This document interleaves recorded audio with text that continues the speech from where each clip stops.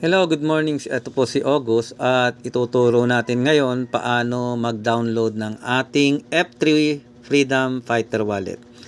Simple lang po, i-click nyo lang yung mga nabibilugan natin para makapag-start na tayo. Ito yung tutorial na wala nang paligoy-ligoy. Click mo lang po yan. Then, i-click mo po yung F3 Wallet or i-type mo doon sa search engine mo. Yan, F3 wallet. Pag nakita mong tama na yan at nag-pop out na rito, that is the time click mo na yan. Then click mo to, tong F3 Bazaar. Then click mo yung install. Pagka-install, ayan na po. Ayan. Hintayin lang natin ma-install. Mabilis lang naman yan. Kasi diyan mapupunta lahat ng earnings natin dito sa ating business. Yan, nagtatanong na yung ating isang leader. Yan naman po sa loading. Wait lang po natin mga partner na naglo-load. Ito naman actual kasi. Then open po natin. Then pagka open po niyan, hihingi po yan ng password. Yung password na madali nating matandaan. Halimbawa, ito, password ko po yan na alam Then, bagalan lang natin, di baling mabagal, basta tama. Yan. Then, click mo na po tong save password. Kung na-save na yung password natin, that is the time na mag-create tayo ng wallet. Click mo po yung wallet, then, ito po, i-copy mo po yan. Then, screenshot mo pa para may kopya ka na nakakatotohanan niya. Copy.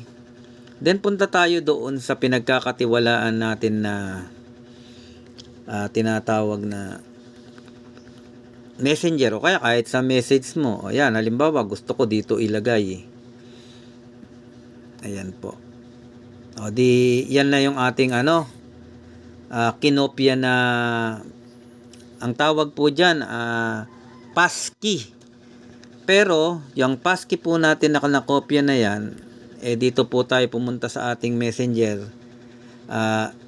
A951. Tandaan po natin na passkey po yan.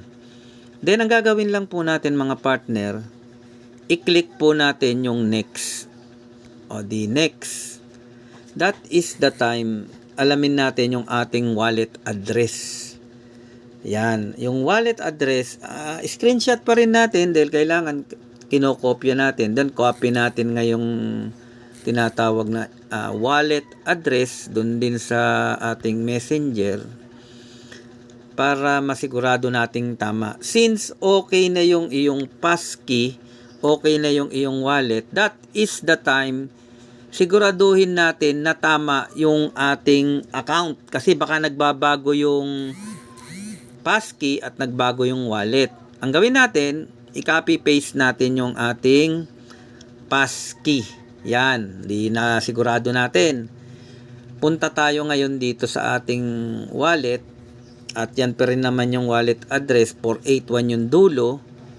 Ang mahalaga ko kasi tama yung ginagawa natin. Ayun, 481. That is the time na i-close natin yung app.